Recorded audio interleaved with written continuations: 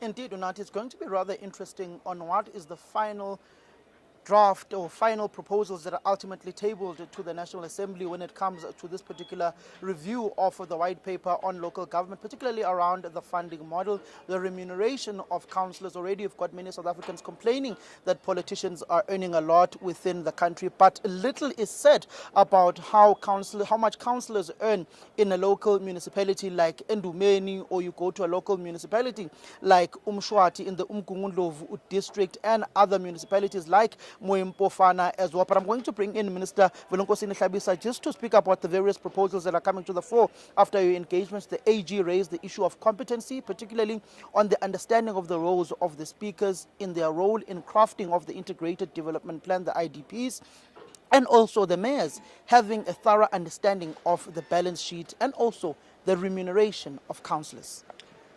Thank you very much.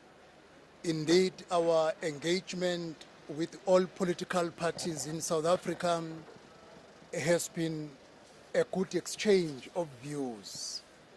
Political parties were clear that if you want to make municipalities function to the maximum, the funding model must be changed.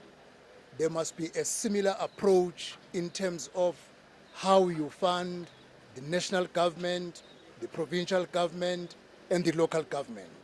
Secondly, professionalization of staff. The local government space, there is too much politicization when it comes to the employment of MMs and all other senior managers.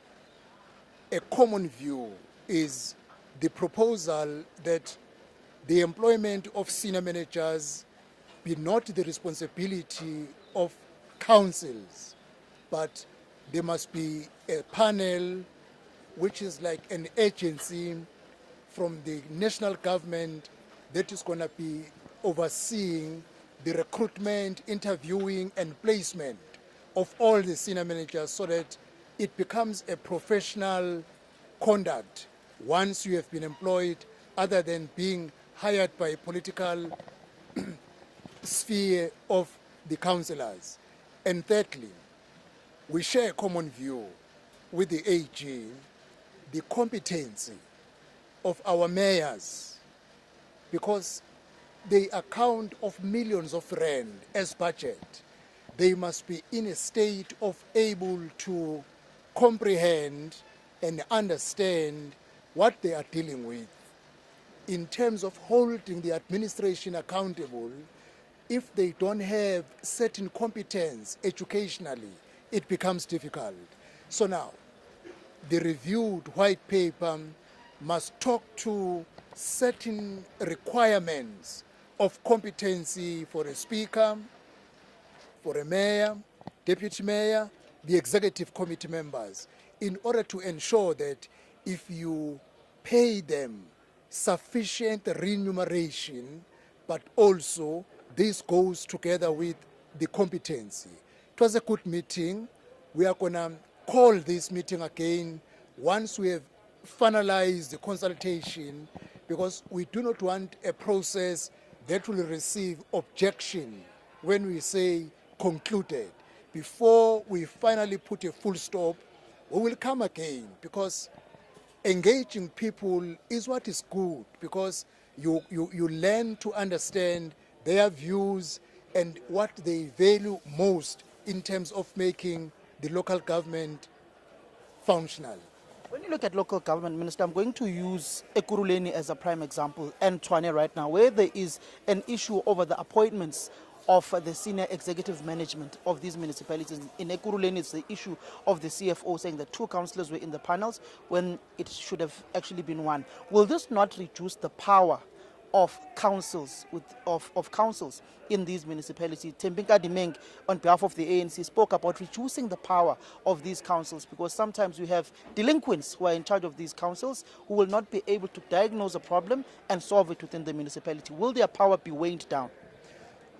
The moment you make the employees professionals, it doesn't matter whether you interviewed them or not as a councillor, because there will be guiding rules principles of what a municipal manager must do.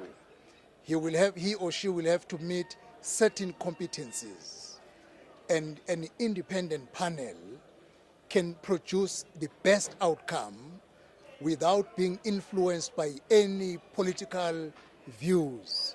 That is why we feel, in order to deal with the over-politicization of staff, there need to be a change in as far as the recruitment of senior managers is concerned. Once you have recruited senior managers outside the political space, they will be able to recruit the junior staff that is going to serve them. Because if they don't perform, there can be a process that how do you charge a manager or a senior manager who is not performing until you get rid of him or her. So there is going to be no problem. The whole idea, professionalize the employment of staff so that you get the best that will produce the best outcome for the municipalities to be fully functional.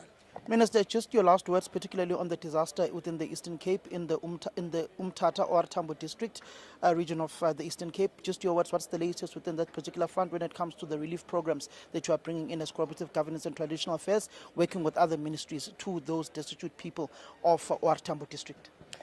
Our last meeting was yesterday evening, the Intergovernmental Committee on Disaster Management, which I chair, and we are meeting every 2 days. And we are satisfied, one, in terms of progress, in terms of identification of the deceased. As we know that as of yesterday, the number was around 6 people still outstanding. Another approach is being developed now in order to identify the outstanding people who have not been identified by any relative. In terms of intervention, all government departments are on board, especially the elderly and the children who are below the age of 1 year are currently located in various B&B for a period while emergency accommodation is being done. I'm hopeful in a short space of time they will be relocated to the areas. The only challenge that we are working with is the availability of land, because human settlement cannot put up a temporal housing unit on a floodplain, because if it rains tomorrow, it's going to be washed away. So now there are plots of land which have been identified. There is an engagement with the traditional institution, with public works, and with municipalities in areas where they belong to municipalities. All departments, both in Eastern Cape and KwaZulu-Natal, are finalizing the quantification of the damage in terms of the infrastructure that was destroyed. I indicated when I was in Eastern Cape that on the 7th of July, I intend to release the disaster interventions. I'm still standing on that date, provided the 2 provinces submit on time, we verify the submissions they make, and then we look at the disaster relief fund that we have, because the advantage is at the beginning of the financial year, we do have resources. The problem is that you can't just simply dish them out without information that is tangible, that has been verified, in order to avoid corrupt activities. Because people do take chances when there is a disaster. We are doing all it can to ensure that we safeguard that the resources go to real needy people. And in terms of donations from various sectors, we have agreed that there is a team that records all donations.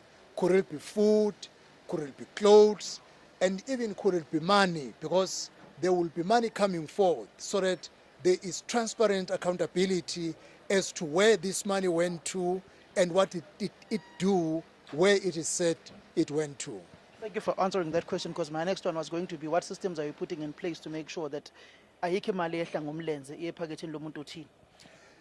We became very clear to our officials that We have seen a lot during COVID-19 where intervention was abused by corrupt employees. And we said we will be following all the recordings and we will be following every point where it is reported a particular money went there to ensure that this money really benefits the people who were affected by disaster. Thank you very much, Minister. That is Minister Velenkosini Hlabisa, also touching on the issues of the disaster management that is currently taking place within the OR Tambo district in the Eastern Cape and also parts of KwaZulu-Natal, which are two disaster-prone provinces, and also speaking about the funding model of municipalities and employing professionals within these municipalities that we have in the country thus far.